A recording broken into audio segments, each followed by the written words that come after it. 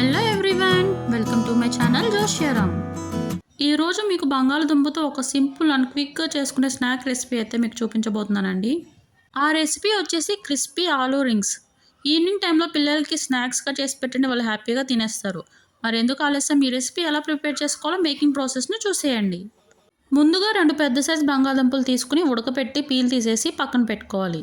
Next ఒక bowl తీసుకుని ముందుగా బాయిల్ చేసుకున్న బంగాళదుంపను వేసుకుని స్పూన్తో కానీ ఆర్ స్మాషర్తో కానీ ఆలూని స్మాష్ చేసుకోవాలి.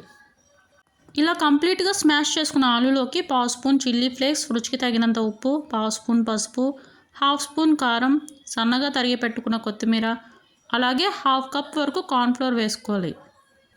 మనం వేసుకున్న ఇంగ్రీడియంట్స్ అన్నీ బాగా కలిసేలా కలుపుకోవాలి.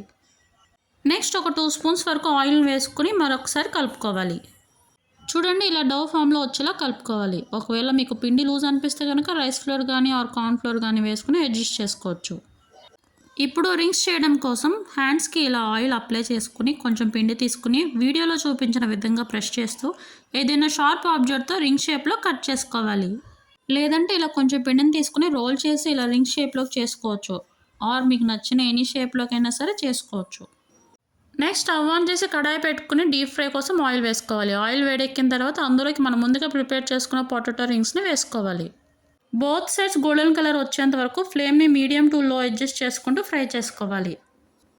చూడండి, పొటాటో రింగ్స్ అయితే ఫ్రై అయిపోయాయండి. ఇప్పుడు వీటిని సర్వింగ్ ప్లేట్లోకి సర్వ్ చేసేసుకుందాం.